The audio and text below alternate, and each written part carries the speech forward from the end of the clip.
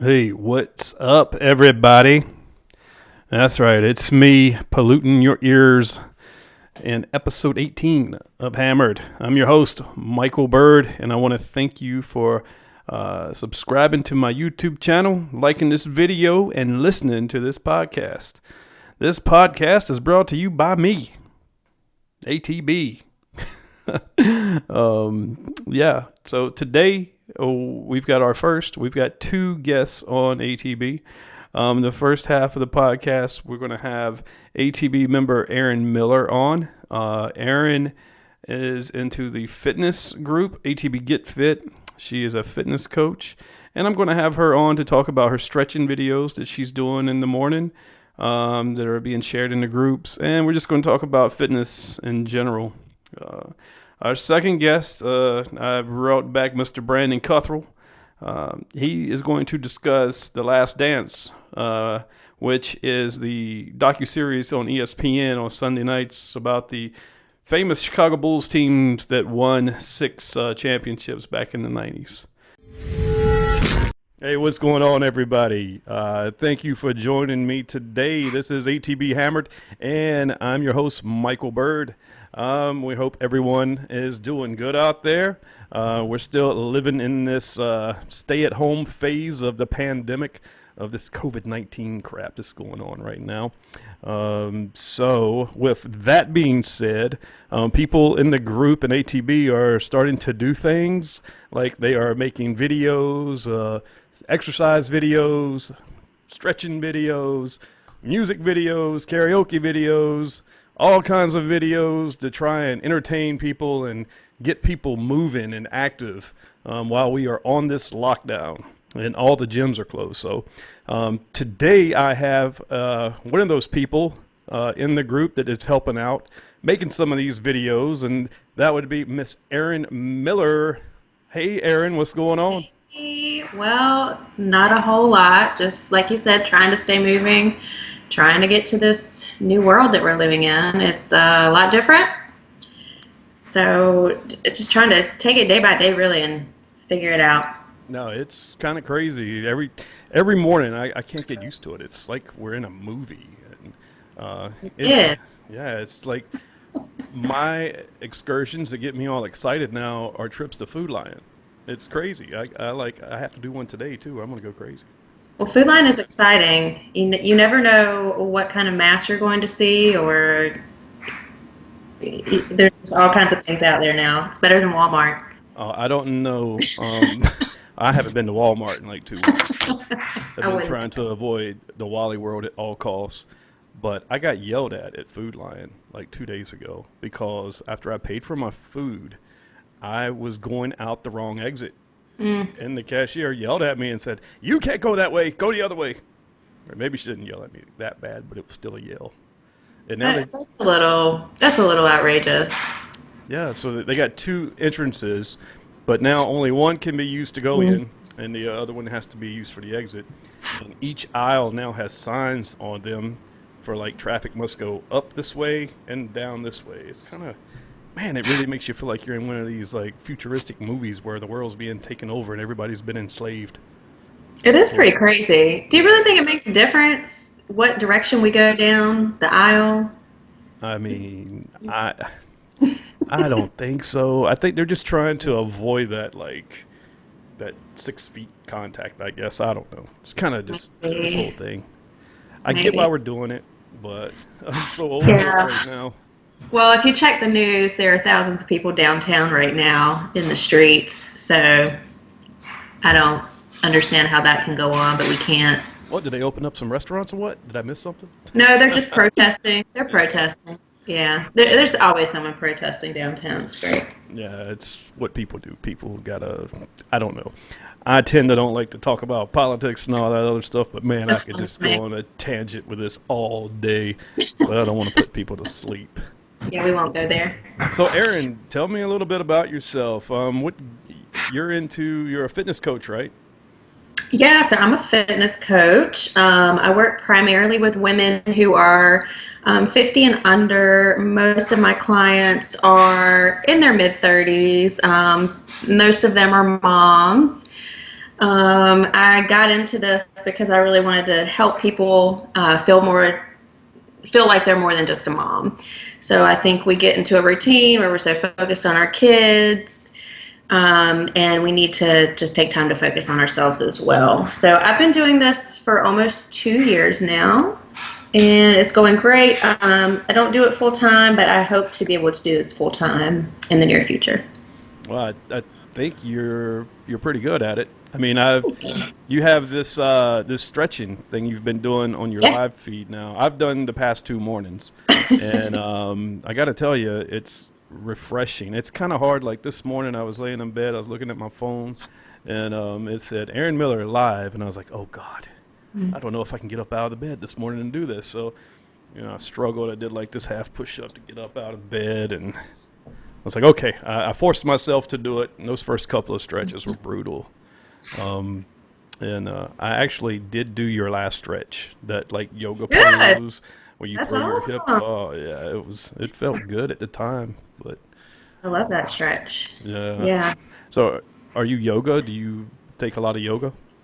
I just started getting into yoga in the fall of last year. So I've been doing yoga maybe 6 months minus the time that we've been locked in our home. So I've been doing it on YouTube. But yeah, I love yoga. I think it's great mentally and physically. I've been lifting weights for about 4 years, so I kind of felt like yoga wasn't a great workout, but now that I'm doing it, I love it and I'll continue to do it. So I do it about twice a week. Oh, okay. Yeah. Yeah. I every time I start yoga, I maybe go like 3 days and then I quit.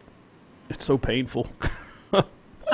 Well, you Yeah. have to find the right class and the right Mm, teacher. yeah. I really like hot yoga. It's a great workout, and I burn like 500 or 600 calories in 50 minutes or so in the Oh hot yoga. wow. Yeah, yeah, it's great. Mm. It's about 105 degrees. I always have to use the blocks, those Oh like yeah. yeah, because to help with my stretching. I have the flexibility of a freshly cut 2x4. Yeah, it's pretty bad. Well, keep stretching. It's important. Yeah. Um, so these live streams you're doing in the morning, are you going to continue those, or what are you thinking? I'm going to do them as long as we are on lockdown. I started it originally for the clients I'm working with to help keep them motivated. It's really hard when you're working out in the gym versus working out at home. It's hard to keep that motivation. So I started it for them and then opened it up to everyone on Facebook, and I've had a great turnout. I would really like to continue it. Everyone would just have to get up super early to do it. Oh, I'm sure there's a lot of people that Yeah. do get up super early and do that stuff. Um, I don't know if I'd be one of them because usually if we go back to normal schedule, I'll be gone by then. I'll be at Yeah. work. Yeah, I would. so Yeah. yeah. Or maybe you could do like some kind of evening stretching too for us Evening evening. stretching. Yeah. Or a nice 6 a.m. stretch. It's only 15 minutes and it goes by really fast. Yeah. It's definitely a good thing for all of us because that's why my body is in such bad shape right now. My ligaments and my muscles are so stiff because Yeah. I did not properly stretch in my younger years, and I did a lot of like weightlifting and power lifting when I was younger, and like this morning I mentioned to you, like I didn't stretch properly in between sets. It's Uh-huh. catching up to me now, so stretching is definitely very important when it comes to fitness. Yeah. So, I don't think it's too late for you. You're still pretty young. I think well, thank you. I you appreciate can do that. it. Well, you're welcome. Don't let all the white hair and the beard fool you. What what got you into this fitness hmm journey? Tell me about that. Like, what was your motivation? So for me personally, I was always active when I was younger. I was an athlete in high school. Kind of got away from it in college, and then got married, had kids. There wasn't a lot of time for it. Um, Went through a really bad divorce. Just was ridden with anxiety and really overweight, and I was tired of feeling that way. So got back into the gym. I didn't really know what I was doing for a while, but I started doing a lot of research. I started reading a lot of bodybuilding articles, a lot of magazines, getting advice from my friends, and started really getting into it. And I saw great results for myself. So once I had gotten into it, I had all my family members and friends and coworkers asking me, to write a workout plan for them, give them some meal plan advice. And after about 6 months of doing that, I realized, I could really be helping people. I could probably make a business out of this. So I reached out to some of my friends and asked them if I could train them for a while and see how it went. It went really well. So from there, it's just kind of grown, and I'm really happy to be doing this. And also, I wanted to thank you personally for your help with the 12-week fitness challenge we had. I know you were pretty active in that group. Yeah. And that went for a long time. Jenny Baker, she's the one that won it. I'm sure she's grateful for the advice and your posts in that group. So thank you. Thank you a Yeah, lot. you're welcome. And that was a great challenge. I met a lot of really cool people in that group. So I appreciate you doing that. And I think you should definitely do it again, maybe when the world gets back to normal and people can get out. Yeah, I was thinking about that because right now everybody's at home and you got all this. There's really nothing to do unless you are super active in your home, like rebuilding Yeah. stuff or cleaning, and then eating. That's it. That's all you do. Eat, eat, eat. Like, Well, there are a lot of workouts you can do at home. Um, Pinterest actually has really good workouts, and if you just Google at-home workouts, you can find a lot of good information. I have one client right now who she's doing her workouts with milk jugs filled with water, oh, which I think is really clever. So there's a lot that you can do around the house hmm just to stay active. got to be creative, I guess. Yeah. Yeah, I know. Just I know you used towels yesterday morning to stretch. Just by yeah, using a towel and pulling on it with some resistance, that you can build muscle that way. Um, yeah, I used yeah, to be a prison guard way back in the day, so inmates would show us yeah. creative ways to work out and stuff. So, yeah. Yeah, that's funny. When the lockdown started, me and all my girlfriends just said, well, I guess we're going to do prison workouts now. So I'm hoping to get ripped. Yeah. Do you do much weight training? Like, do you use a lot of I weights? do. Yeah. I do myself, yeah. So in the fall, I started building a gym in my garage, which has worked out really well. So I've been able to continue a lot of what I'm doing. Of course, I don't have all the equipment that a gym has. So there Mhm. are some things I can't do, but yes, I love lifting weights. You're gonna have to send me pictures of your gym. I want to see it. Okay. I'll It's show you. nothing fancy. I'll show you pictures of my gym. I just Okay. kind of like All upgraded right. on it. Yeah, it's pretty Cool. cool. It's Yeah. so this O2 Fitness, they were moving to another location, and I guess they had some old hammer strength equipment in there that they didn't want, so they needed Uh-huh. somebody to move it, and I was like, hey, I'll move it right to my house. Yeah, So that's awesome. yeah, so they hooked me up with that, so it's pretty cool. That's awesome. Now I just wish I had a bigger garage. All right, so Erin, what else are you doing right now to pass the time? Are you working from home? So I work for a bank, so I'm considered essential. I do have to go in Monday through Friday. I'm just working a half a day. hmm So it is really nice to have a reason to get out of the house. So that takes up some of my time.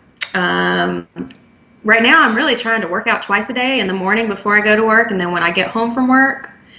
And then also, I have two kids, so I'm their teacher now, which is Ooh, awesome. Yeah. yeah. So that's pretty much it. And, by then it's time for wine and relaxation. But what's your opinion on this? You being the teacher, don't you wish they had a substitute right about now? Don't you need a break? Are you getting burned So out?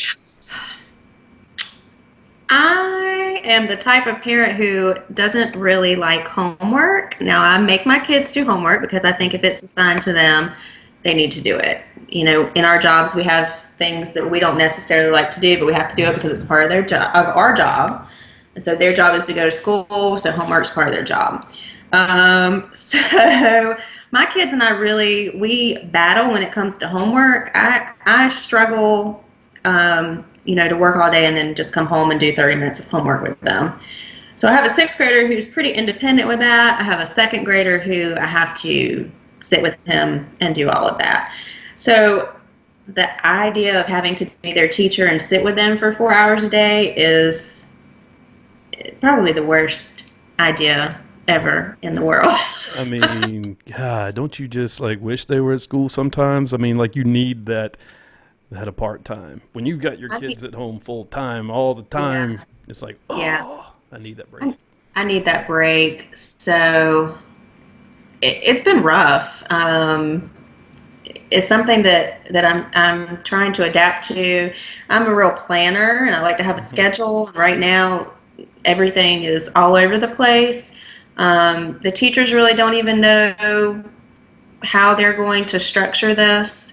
So we're just, I'm just trying to breathe. And that's another reason why I want to do the stretch groups in the morning, because it's nice to just sneak away for a few minutes, breathe, think about how my day is going to go and how it's not going to go, and really just set my intention for the day. So it has helped me a lot. Yeah. Uh, But yeah, it's a challenge. we got Erin Miller on the podcast today.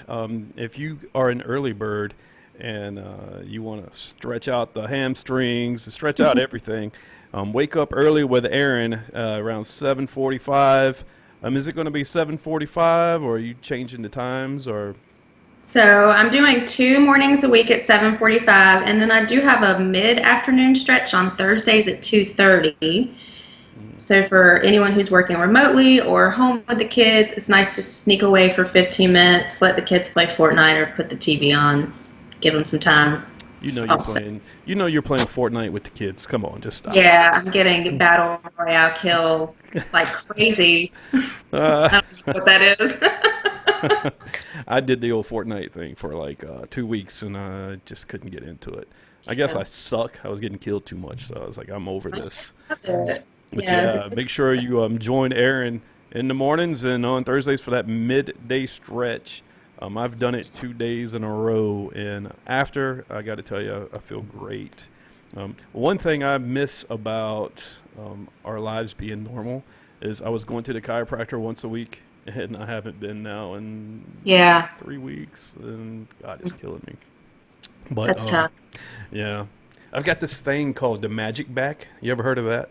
The magic back. The magic back. So it is an I haven't come across that one yet. yeah, it's an apparatus that you lay on the floor, and it's got like a hump in it, and you put it in the small of your back, and it like bows your spine. It stretches out your spine and Okay. opens up the vertebrae and stuff. Oh, that Oh my sounds nice. God. Oh, it's amazing. I got turned on to it by a friend on Facebook, and I ordered it, and man, Hmm. it's great. It's great for your posture too. Yeah, I guess if you can't go to a chiropractor, use the magic bag. that sounds really nice. How often are you using it? Like, I've been real slack on it. I did use it Okay. today immediately after I stretched with you. That's probably Um, good. Yeah. yeah, I try to use it. I was using it once a day, but I've been slacking big time. Yeah. Maybe like twice a month, 3 times. Well, keep Yeah. stretching, keep doing the stretches, and I do keep my stretch videos online for 24 hours, so anyone can go back and watch them. If you can't get up at 7:45 or that's not a good time for you, you can go back and watch it and do it throughout the day. Okay. And I'm just curious, ranch or blue cheese? Oh, ranch, Oh my God, definitely. I'm a total blue cheese guy. Really? Yes, I love blue. Gotta have my blue cheese. Only on a steak Caesar salad, a steak salad, not a How about steak wing salad. on wings? Wings ranch. Oh, I gotta have like the clumpy blue cheese. And you stick it Oh, in there, and then you turn the drumette, and it just gets all on it, and you're like, oh, that's on the deliciousness. chicken wing? Yes. Oh my gosh, that's Yeah. one thing I miss right now is Wild Wing Cafe. I miss it so bad. I need Yeah. my wings. What's your go-to food? Oh, I love cheeseburgers. Oh, like where's your favorite ones? Hmm. So I live really close to Cleveland Draft House. They have a really good burger. So I would say that's what I get most of the time. Mm. Bad Daddy's has a really good burger. That's what I was going to go with. If I Yeah. have to choose, I don't eat a lot of burgers, but if I'm going to like go out of my way for a great burger, I want to go to Bad Daddy so I can Yeah, just Bad put it Daddy's. together. Yeah. Yeah. Yeah, they have a good burger. All right, so this is to make a break. Pineapple on pizza. Yeah. Of course, right? Pineapple on pizza. Why wouldn't you? You tell all these other people that say it's a sin. Anyway, I don't get it. Don't get it. I don't get it either. But Yeah. hey. It's delicious. All right. So, Aaron, got Erin Miller here, ATB member, fitness coach, leader of stretch classes in the morning. You're going to have to come up with a cool name for that. Yeah, you're going to have to come up with something. Yeah, right now it's just Facebook lockdown stretch group, but we'll come up with something catchier. All right. So, do you watch a lot of TV? Like, are you into like the Tiger King phenomenon, or have you seen an Tiger? episode of that? Yeah, it was great. I think I watched that in within 24-hour period, not all in one calendar day, but within a 24-hour period, definitely. Oh, I dusted that off in 8 hours. Oh, okay. Oh yeah, I don't. I think I got up out of the bed to use the bathroom maybe twice. Yeah, Yeah, it's just that's an amazing show. yeah. You know what else is good if you have Hulu and you kind of like the trashy show, The Mick? The Mick. Have you seen that? I have never even heard of that one. Uh-huh. Uh, So It's Always Sunny in Philadelphia. You don't know that hurt. show? Don't hurt me. I've never seen an episode, but I've Oh heard my of it. gosh. What's wrong with you? I've never seen The Office either. I know. That's not true. No, it's true. It's very true. You've never seen The I've Office? never watched a full episode. Maybe like turned it to the channel and like saw. Isn't that the one with Steve Carell and Yeah. yeah, yeah. So I've seen clips like on YouTube and yeah, but never watched the whole episode. Oh, you've got to go through the whole series. The whole. It's a little slow at first. You've got to go through it. There's just so many good jokes. It's Oh, so you're good. talking about The Office. The Office. Now, The Mick is really good too. That's Okay. pretty entertaining. What else have I watched? I've been watching a lot of Hulu. I don't know if people are. Are you a sports fan? I'm a huge NFL fan. Who's your So team? I'm. Panthers, right? Uh, the who? The Panthers. No, Oh boy, don't say Cowboys. If you say it's the Cow, Cowboys. Yeah, see, are I've you got my really? mind. Oh my God, folks! Hey, it was nice talking to Erin Miller. Um, send all hate mail to what's your email again? So I'm really hoping, and me and my kids are praying every night that the coronavirus goes away so we can have football in the fall. Yeah, that would be nice. It would be devastating if we don't. Yeah, I did see a pretty good meme though. It was the Dallas logo beside the Lombardi Trophy, and it said social distancing. Oh my gosh. It Yeah, was there are so a lot of great. good, Oh, Cowboys jokes there. oh yeah. Well, not saying you, but I've got some obnoxious cowboy fans for Mhm. friends. Brandon Cuthrell, Charlie Pollock. Not calling any names or Just gonna anything. call people out like that? Oh, Do that's you do nothing. you, do you know why it's great to date a girl who is a Cowboys fan? Uh-oh, let's hear it. Because she never expects a ring. That's a good one. It's, Yeah. it's probably true. Look, if you want to go into like cowboy jokes, I can go now. Let me just pull them Nah, up right we're quick. good. Are you a Panthers fan? Is that what you're saying? I am a Panthers fan, and I know we are going to suck this year, but we have the highest paid running back in NFL history, so I'm pretty Yeah. stoked about that. Um, You've got a new coach. We'll see how that goes. But it's a rebuilding year. I know sure. it sucks, and the NFC South is quarterback heavy this year, so I'm kind of Yeah. nervous about that. It's going to be a competitive division, but Yeah. what do you feel about Brady? Brady, I mean, yeah, he's the GOAT, definitely. I think he still has a few, maybe 2 good years left in him. I just hate to see him go down and not excelling. I think he should go out strong, and I don't know if he can do that. We'll see how it goes at Tampa Bay. I'm excited for him to have a new venture. What do you think? I think that he falls off the cliff this year. Yeah, Oh, I I just think he's hate for him done. to end that way. Yeah. Oh, hey. Hey, yeah, in a minute.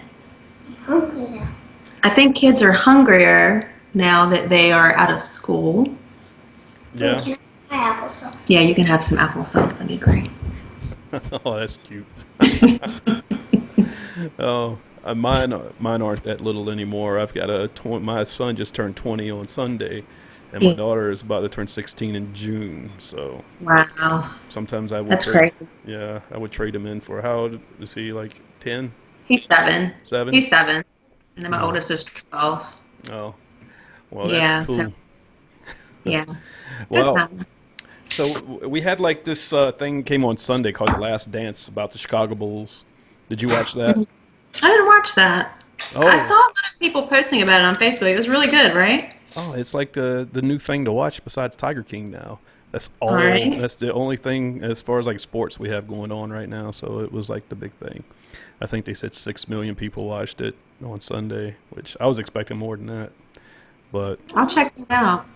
yeah, you're gonna have to check it out. All right. Well, I think we're gonna let you go now because I think your little man's hungry. He's like, Mom, get over here, feed me some mac and cheese.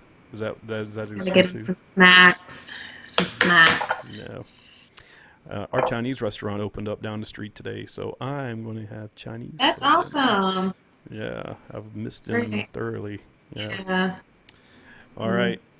Everybody, you have been listening to Erin and myself ramble on about nothing and some fitness earlier on. But anyway, thanks for joining us. Erin, thank you again for taking the time out and being on the show. We appreciate it and look forward to seeing you in the mornings to stretch it out. Yeah. Thanks for having me. You got it. All right. Being joined by Brandon Cuthrell in the ATB studio. What's going on, Brandon? Not much, man. Welcome back. It's been a minute. Been a hot minute. Been a quarantine minute. Yeah, took all last week off. Just I don't even know.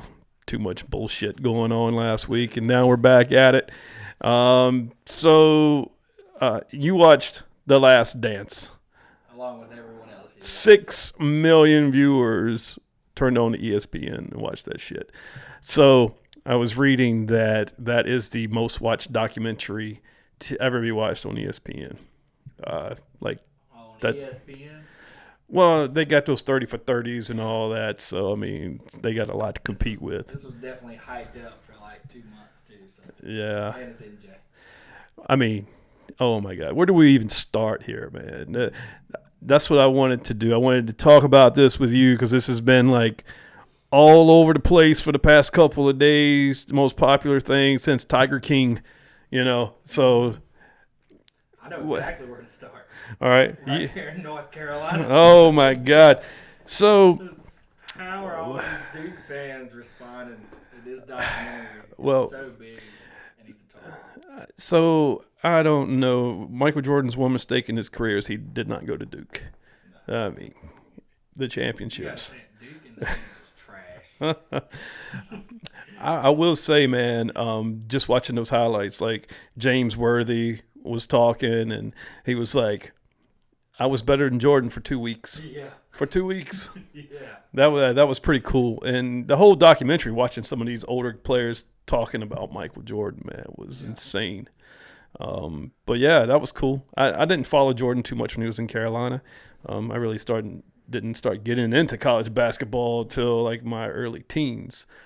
So knowing that Jordan hit that game-winning shot, against Patrick Ewing in Georgetown, that was pretty intense. Well, what's crazy is that was what was it? His freshman year or his sophomore year or something like that.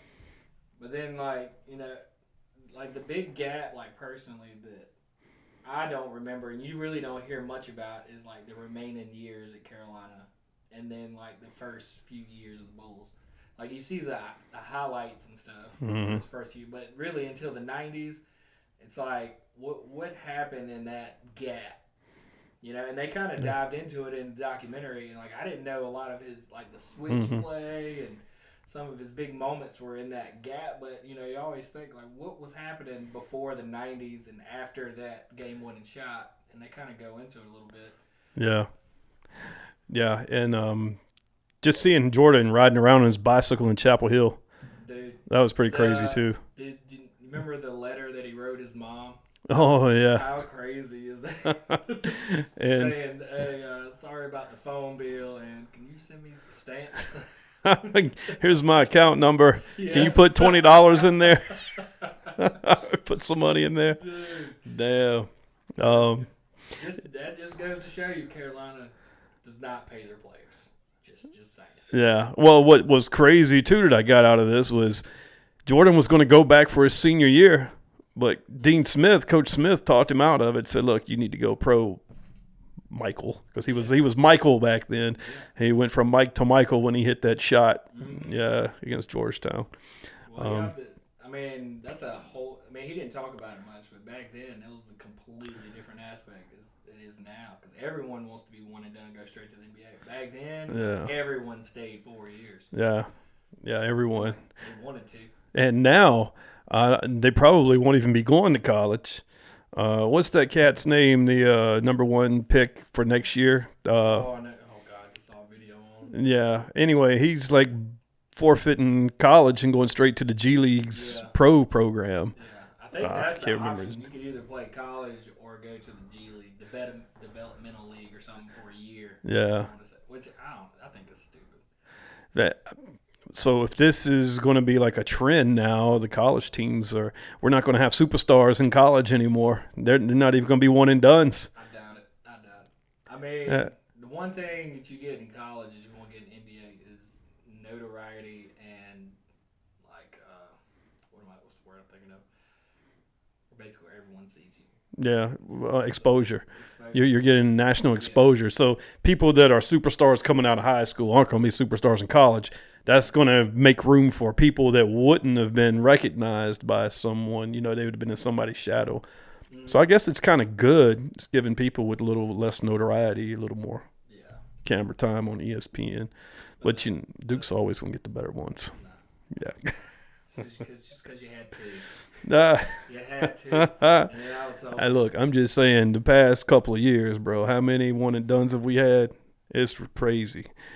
I mean, we got superstars in the NBA. The problem is you got these people trying to do one and done and shouldn't be. No.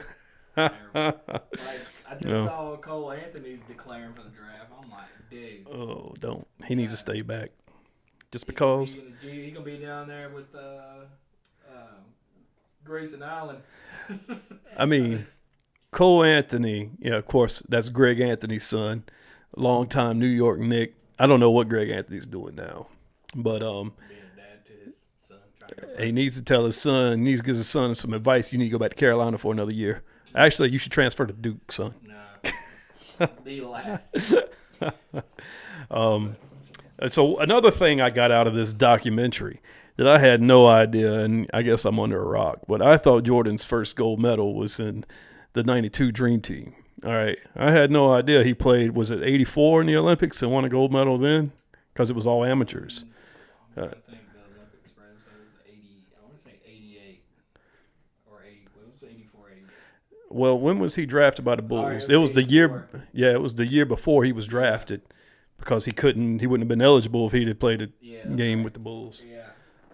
But that was pretty cool. Well, that's when no one really cared about basketball Olympics, because like only amateurs could play in the Olympics at that point. Yeah. But imagine that amateur team back then, though. Dude. Damn, who was on it besides Jordan? Jordan. That was it? Oh my God. Well, they didn't really dive into it that much, but I meant to go and research to see who all was in that on that team to see if anyone was. Well, we're going to look right now because I'm curious. My man grew up in the perfect time. But you know what part I thought was like the funniest though?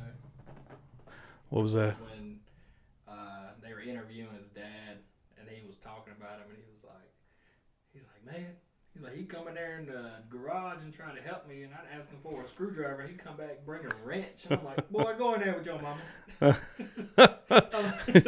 Bring him a pair of pliers, I think. Yeah. All right. Dude. All right. Here was the roster for the 1984 Olympic team. All right. So Steve Alford, he was a guard. Patrick Ewing was the center. Vern Fleming, Michael Jordan, Joe Klein, John Koncak, Chris Mullen, Sam Perkins, Alvin Robertson, Wayman Tisdale, Jeff Turner, and Leon Wood. So I know three. There's some good players on this team. Well, okay. So Patrick Ewing, he's Hall of Famer, right? Yeah. Jordan. I've heard of Joe Klein and John Koncak before. Chris Mullen. Obviously. Yeah, you've heard of Sam Perkins. Yeah. I mean, yeah. And Alvin Robertson played for the Milwaukee Bucks for a long time. He was like their best player. Wayman Tisdale, I've heard of him, but Jeff Turner and Leon Wood, I have no clue. Yeah, I didn't know Chris Mullen was in the same age group as Michael Jordan. Oh yeah, dude, he was on that Olympic team, the '92 Olympic team. Yeah, I know he was on. Yeah, the Dream Team. Yeah. Oh, that's another thing too. One thing that was kind of creepy about this whole Last Dance episode 1 and 2 was all the people in it that are dead now.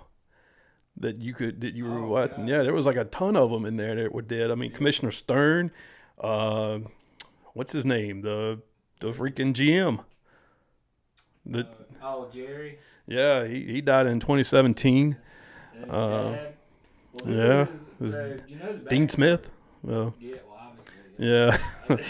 yeah. Well, you know the backstory of this whole film, right? No, what's that?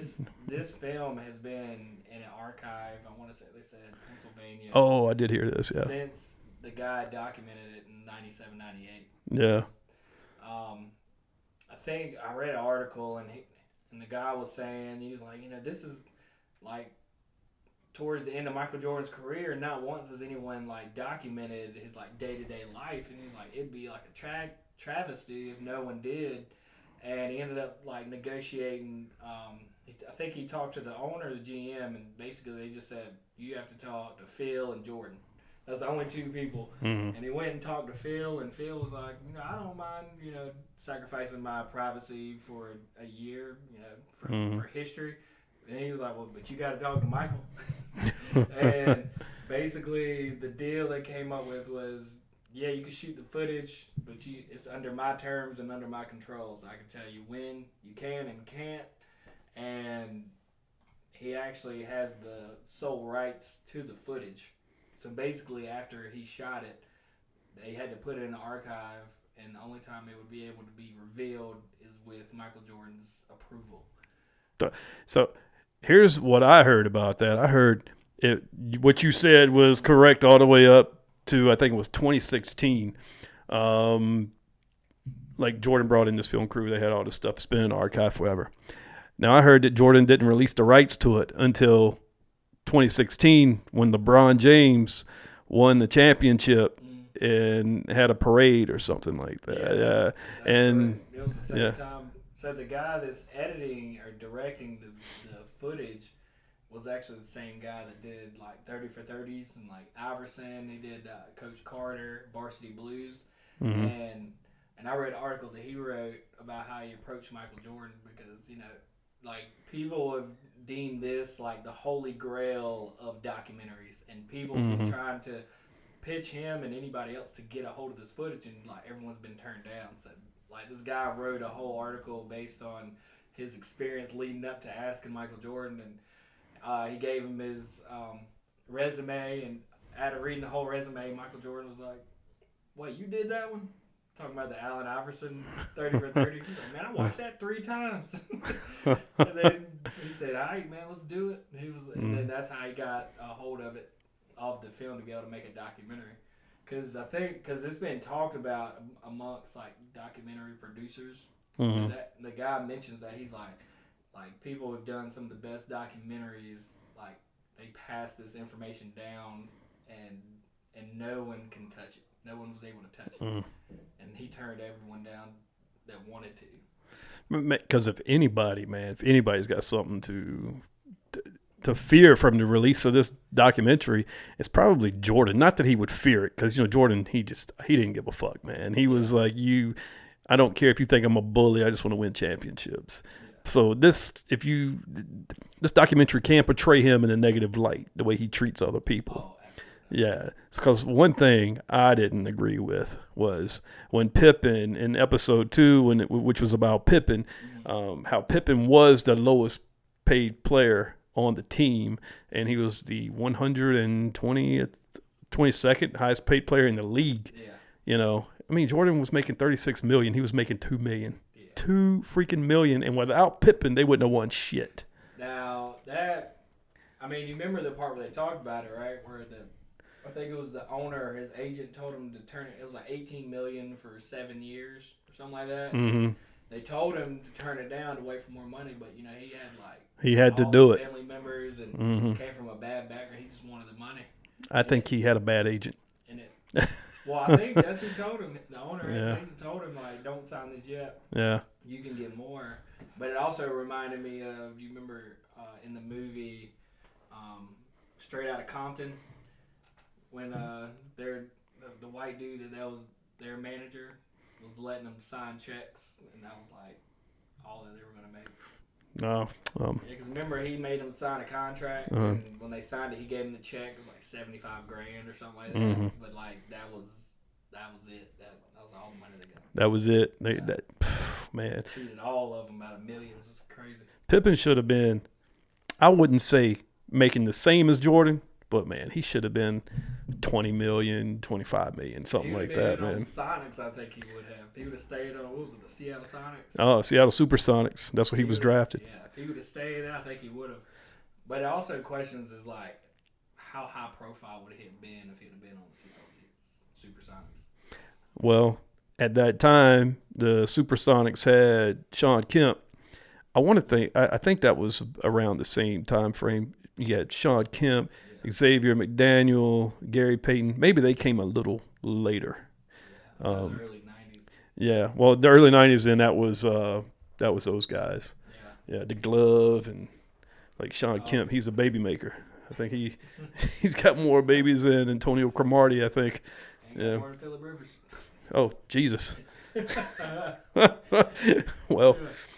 But I say this documentary is so good for Scottie Pippen because he kind of flew under the radar for so long. I mean, I don't really know because I was 4 to 10 growing up in the 90s. So I didn't watch these details. I just watched the games. So I was like, oh, it's Michael Jordan. I'm gonna be Michael Jordan. But these details and stuff I didn't really know much about the backstory. But this really reveals how shitted on Scottie Pippen was. It makes you feel bad too, man. Really? I'm sure he was taking care of it at some point. It had to. Yeah. I can't remember. I'm sure they might get into it later, or I don't know. But I'm sure Houston took care of him. I think Houston was the first team he went to after the Bulls, and I know he went to Portland. But yeah, I'm sure somebody took care of him. I'm sure he got paid. But damn, man. It's crazy. Because, can you imagine, something like that in today's time? That would almost be paying Klay Thompson $2 million while Steph Curry's getting paid $30 million for 7 years while you're just winning, and then you're winning championships every year, and you're not getting bonuses or raises that would not happen today. So do you think how did it work at the Chicago Bulls go during that time period? Jordan, he's got on all his fancy clothes and his big house or whatnot, and Scottie Pippen, he's just in the apartment or whatnot, wearing his Tommy Hilfiger shirt. So, what makes it so bad is you remember when Scottie was talking and he said Michael Jordan bought him a set of clubs just so he can go out to the golf course and try to take his money. What a motherfucker, man! Really? Damn it, Jordan! I barely make shit. Now you're trying to take what I got. Exactly. And I know you've heard the stories he likes to bet $250,000 a hole, something ridiculous. Have you heard that? What was the story they were telling about him and Charles Barkley? They were playing blackjack, and they were betting on the next card, $5,000 for the next card that would flip up. You're wait a second. What was it, $5,000 or $500? It was $5,000. $5,000. That just goes to show you, Scottie Pippen was sitting in the back going, "Motherfucker, that's like 1 week's paycheck." Yeah. Poor Scotty. Poor Scotty. So another cool thing, Brandon, I'm here with Brandon Cuthrell. I'm Mike Bird, and you're listening to ATB Hammered. We're talking about The Last Dance, the docu-series on ESPN coming on every Sunday at 9 o'clock. Another thing that was cool, man, was the admiration that these Hall of Fame basketball players showed for Michael Jordan. Dude, that's great. Early, Dude. too. Oh, yeah. Early. Yeah, like way early, like way before the 92 Dream Team when they were all friends, I guess. But like the rivalries, man, like Larry Bird and Magic Johnson. Larry Bird's like, that wasn't Michael Jordan. That wasn't, what was the quote? It was like, that wasn't a man, or that was God, or something like that. Yeah, that was God. Skies is Michael Jordan. Oh. But it was crazy because he just destroyed that whole team, and they had me laughing because they said Bill Walton. Bill Walton. He said they told him he had to guard him, and he was like complaining and cussing them out. Yeah, watching those games, those clips, and seeing Bill Walton's face, and seeing Dennis Johnson, like when he had to guard Jordan, he was in foul trouble. He's like, "Oh God." Yeah. It was like everybody did not want to defend him. And that one famous clip of Michael Jordan doing the crossover with Larry Bird was from that game too. That was pretty tight. See, I didn't. Yeah. That was another one clip that I've seen a million times, but didn't know it was in that time frame. Yeah. I just assume all his best clips are in the '90s because that's when he was the most famous. But yeah. And then the switch over when he did the right to left hand switch. I think that was that same year in the finals. Was that the Marv Albert call? A spectacular move by Michael Jordan. Might be. That was, I remember, I was watching that game actually. I can remember that shit. They were playing the Lakers, I think, wasn't it? Yeah. Yeah. I remember watching that game, man, and seeing that move live on TV. How was I? I was like a teenager or some shit. Yeah. So I will say one thing about this documentary kind of got me messed up. I feel like they bounce around a lot. Like it opens up with them winning the championship, and then it like kind of leads into something like from the '60s, and then goes back to the '90s, and then back to the '80s, and then to the '90s. I feel like my man probably had so much footage. He was like, I don't even know where to start, but we're gonna start somewhere. Yeah. And it just kept going back and forth. They were like, okay, this is why Jordan is competitive, and they would have a clip from like 1997, him bullying Ron Harper and Tony Kukoc on the practice court, and then they would go back to 1968, and he's like getting beat up by his brother Larry or something. Yeah, said Larry was actually a better basketball player. Yeah, that's one thing all the documentaries and stuff. I've never heard that much about his brothers. That's first time. That's first time I ever seen him, like on anything. Imagine how life is if you're the brother of Michael Jordan. It's kind of like being what's the third Manning brother's name? What the hell's his name? The one that nobody knows. Yeah. You talking about the oldest brother? The oldest brother, yeah. He used to bully and beat up Peyton and horse collar when he was 5 years old. I've been watching all these Peyton places, man. I mean, there's nothing on but Peyton's places on ESPN, but what the hell's his name? I know you're all out there listening. You probably know who it is. But anyway, it's kind of like being the third Manning brother. You know what they call everybody's famous but me. Yeah, exactly. That's kind of feel bad. Just between your dad and two younger brothers, and you're the only one that didn't make it. Oh, poor guy. Oh.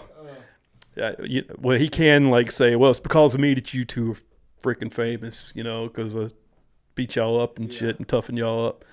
So one prime example I knew from this documentary that Michael Jordan had full control was, you remember the scene where he said they were on their first road or something, and he was looking for somebody and then went into a room, and he said, oh, you had your lines over here, your weed smoking over here, your girls over here.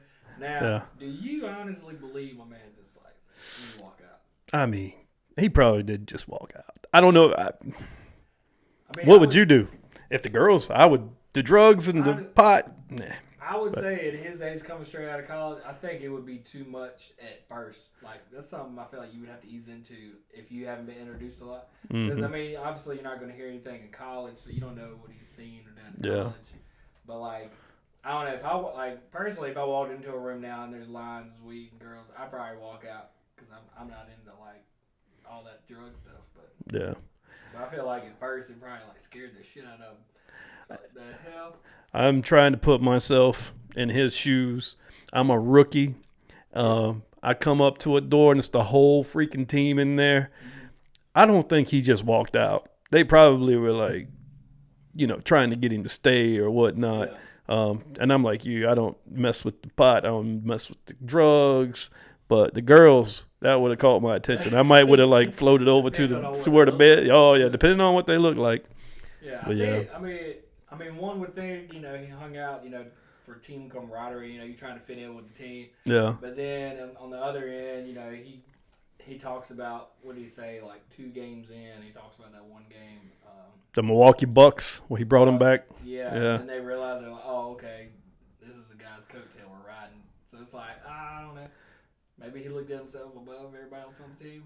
I wonder if he got treated like Pippen did by Charles Oakley.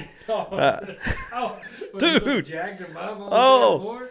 Bro, I mean, what got me about that was you can't do that nowadays. There ain't no way. Even as a rookie, man, I bet you can't grab somebody by the damn collar and then smack him in the face like that. Only a handful. LeBron can do it. That's okay. Man, I'd punch you back. I don't give a shit. I'd be fighting. Yeah, I'd be fighting, man. And you kicked off teams if you hit LeBron.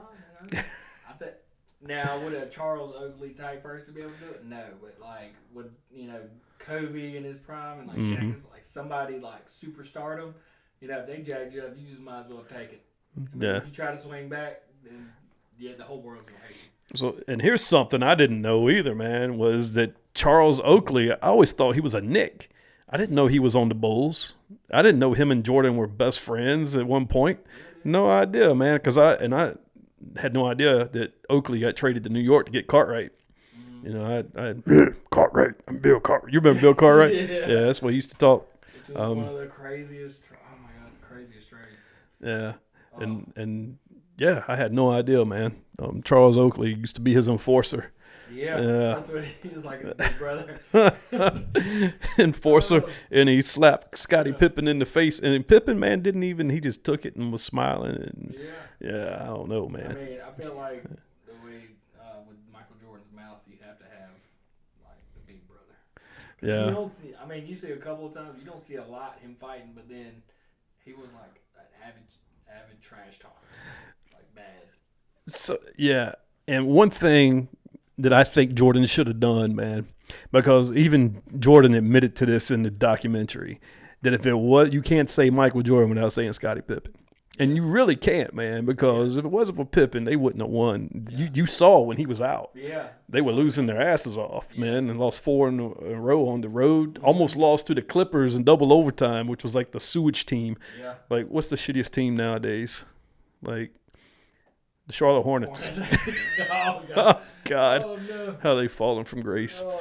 But I don't agree with Jordan, man, saying that Pippen was being selfish for having that surgery. I mean, that's easy. To say we make it $36 million. It's just easy, How about stick up for your man and let him get paid, or either you give Pippen some of that $36 million that you've earned because of Pippen, basically. Yeah. I don't fault him one bit. If I was in that situation, I would have done the same damn thing because they really made a big deal about the surgery.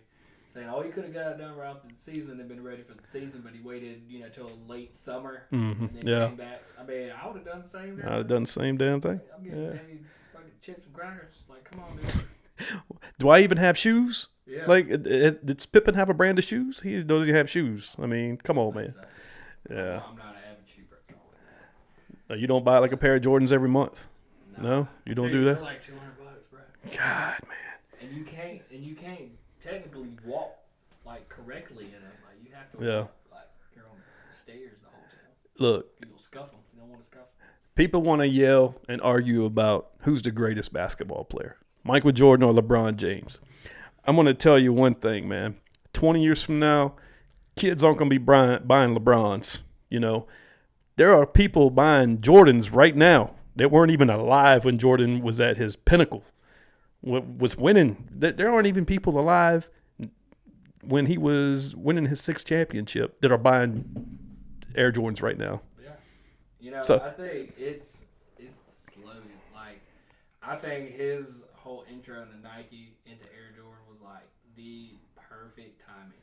Yeah. Because, you got to think, that's the catchiest slogan, like Air Jordans. Like, that's, you can't say bronze. Like, you can't say that. Him and his Air Jordan Nikes is basically like the Kobe shooting something in trash. Yeah. Look, I'm just going to say it now. The NBA is so weak nowadays. All these little fluffy, little soft players, they got Kevin Durant, AD. Yeah, they're all good and all, but you can't foul them without getting kicked out the game. Back in the day when you played Detroit, which I can't wait till next week. Have you seen the previews for next week? It's when they had the Jordan rules. Yeah. He went to the hole. He better be on the ground. It makes you think, is this why this time in this time and age that everyone's pro shooter? So the 3 is like the rain, because growing up you see stuff like that happen. Like, no, I ain't driving, dude. Dude, driving the hole and Bill Lambert's in there with a right hook.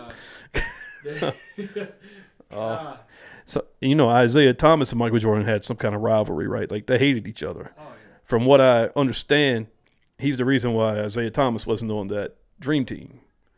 Oh, yeah, because he said he didn't want to play with him. Yeah, didn't want to play with him.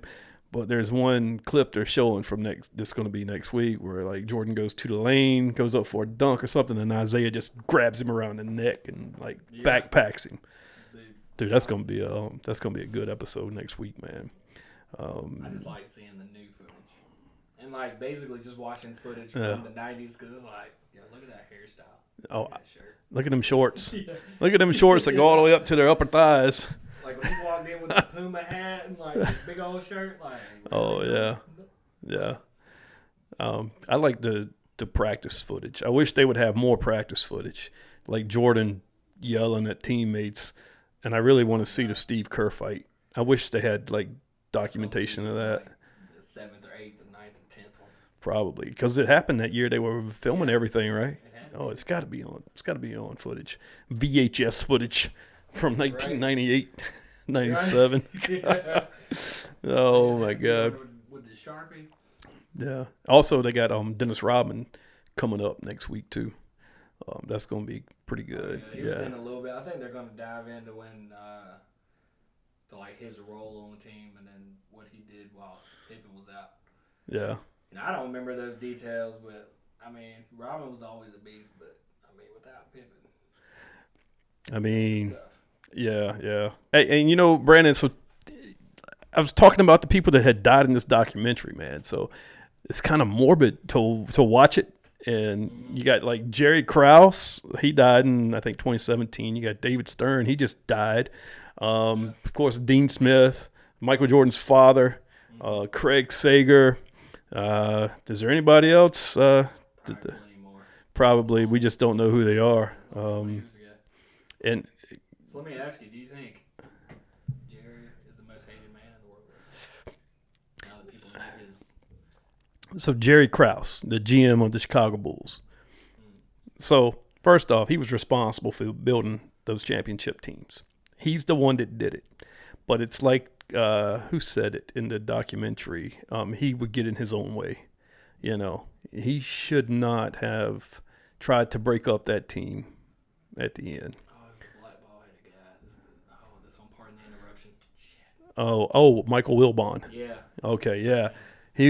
Jerry Krause got in his own way. I don't think he was necessarily a dick. I think he got bullied a lot. Everybody loved him. They talked highly of him, said he was one of the nicest guys ever. Yeah. But you see that footage of him sitting on the bus, he's like, They talked about Scotty and him going at it. Like, you knew it was bad when everyone on there was like, they were just kind of, they didn't say anything. They just made you know that whatever happened on that bus was serious. Oh, yeah. There's like some of the players that they were interviewing today, they were like, yeah, sometimes you'd hear something come from the back of the bus and you'd be like, whoa, okay. Wow, that just happened. I I could use my imagination to figure out what it was. I kind of felt bad for Jerry Krause. I don't think he's going to be perceived as a Carol fucking Baskins of this documentary, but he had a job to do, man, and his job was to put together a winning team and make sure they still had a winning culture.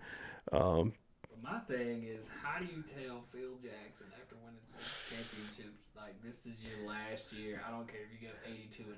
Like, what?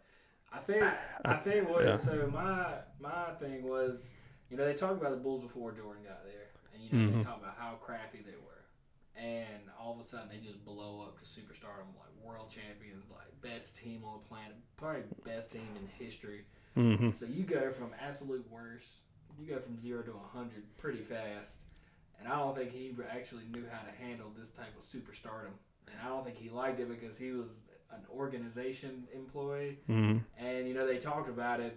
They didn't want the players to think they're sole responsible for these championships, but it's the players and the organization. But they were. Yeah. You had Michael Jordan and Scottie Pippen. At the end of the day, yeah. So do you think Krause was jealous of the fame that Jordan and Pippen were getting and Phil Jackson? I don't think he was jealous as much as the fame as the type of power they had. Because at that point, like after like a few championships in like mid-90s, I think Michael Jordan had so much power that he could tell anybody in the organization what to do, and they would probably do it, except Jerry. And I don't think he liked it. He felt his position was, being taken by a player. This is exactly what was happening, bro. Jerry Krause, you saw him. He was every bit of 5'7", probably about 240 pounds. A little chubby dude. He had this thing going on with his eye, like lazy eye or something like that. He was not the most attractive man on the planet, okay? And he sat back and he saw all this notoriety Jordan was getting, Pippen was getting, all the women, all the ladies, all the commercials, the shoes, and Phil Jackson. Phil Jackson was probably throwing some shit back in the day, boy. When he was a coach for the Bulls, I bet he'd go anywhere and have any woman he wanted. So Krause is like... Sure, Jerry probably good too. Yeah, he had to pay for them big time, boy. I mean, these women just wanted to be close to Jordan. He didn't have to... anyway, I don't know. Did you see get off topic, but did you see the meme where somebody compared Jerry to the moron mountain president? I have not seen that one. The Monstars big deals in charge of the amusement park. You think maybe that was on purpose? I mean, when you put them together now, I think that's who they were portraying him as. Oh boy! You can get real deep into it, but it was basically about amusement park owner taking superstars' talents, putting them in as little people to, eventually, beat the Looney Tunes in a bet, and what the bet ended up becoming is taking Michael Jordan becoming a slave. And now that I think about it, I mean, you can get real deep into it, which I don't want to, but shit, pretty close. But I'm totally going to look up that Monstars, and we're going to put it on this podcast. Yes. It sucks. On one hand, he made the team. But he's like, shit, this is too big now. I don't have any power. Yeah, it's a shame. I mean, they got some snippets in there, some interviews with Jerry Krause before he died, but it's a shame he's not alive now to kind of talk about the documentary and like, hey, this is what happened here. It's kind of like, have you seen the new episode of Tiger King? Basically, it's that dude doing the podcast, talking to like all these people. Yeah. Where was Carol Baskins? Where was Carol fucking Baskins? Probably turned it down because she was mad. Probably mad as to how she was perceived. But that's what we want. We want her to come up here and defend herself. We want to hear her side of the story, how she killed her husband. That's what I want to hear. Yeah. So how'd you do it would have turned out as good as we would expect, because I think that little podcast segment was kind of weak, to be honest. It was. I think he was playing all these safe questions. Yeah. And the shitty one was John. Finley. That was the worst interview ever, man. Yeah. He sounded like he didn't even want to be there. Yeah. He was just like, okay. Every moment he was like trying to show them teeth. But it's funny is that everyone that was, had some beans spilt about him was like, oh, this documentary was totally false. It was fiction. But then all the people that were in it. You know, like the one dude didn't have legs. He's like, oh, it was 100% on. He's like, oh, truth hurts. So, hey, look, one thing I got out of that new episode was the person that got their arm bitten off. Mm-hmm. Okay, I thought he was a female throughout the whole freaking docuseries. But they identified as a man. They asked... Hold on, I'm gonna have to go back and watch this shit because now I'm a girl that identified as a man, and they were identifying her as a girl in the show, right? Yeah. And they asked her in that new episode if that bothered her being identified as a man. Yeah, she didn't care. So, but that's messed up if you're on TV and you're like, damn, is that a boy or a girl? Because I was confused. I kept looking for boobs, and I was like, I don't know. I don't know what to tell you. Holy shit, we got breaking news, man. Oh, my God. What? Rob Gronkowski just got traded from the Patriots to the Tampa Bay Buccaneers. Holy shit. Is that fake news? Nah, it's real. I'm thinking that's real. Hold on. Let's consult with ESPN. He was retired. So the way I understand it is the Patriots own his rights if he comes back out of retirement. So I'm assuming Tom's down there in Tampa Bay making deals. I think is he talking to Rob behind closed doors? Like, yeah, dude, I get you. Oh, he's totally on it. Here we go. Yes, ESPN.com front page. Gronk dealt to the Bucs, reunited with Brady. It's over. Oh my God. It's over. Does that make the Tampa Bay a Super Bowl contender now? Even more? Super Bowl contender before. Oh my God. Good luck to any defense. Oh, wait, what division is the Panthers in? We are not talking about that right now. You know what? The Panthers are done. This does not look good for the Panthers. It's kind of a bleak situation right now for us. Wow, Gronk coming out of retirement. But look on the Can you believe that? These Saints and Buccaneers games are actually going to be watched. Wow. When nobody gave two shits about it before tonight. Yeah, like the Tampa Bay games are going to be on TV every week now. Oh, yeah. Every week. Dallas Cowboys, but whatever. Oh my God. You would totally get along with my first guest on the podcast today, Erin. She's a Cowboy fan, and I gave her shit. Hell yeah. And I called you out on it too, and so. Head on shoulders. We're going to the Super Bowl. Oh my God. On that note, folks, we will see you later. This is Mike and my guest Brandon over here. We will see you on the next episode of Hammered, and we will be discussing episode 3 and 4 next week of The Last Dance. Talk to you later. Peace.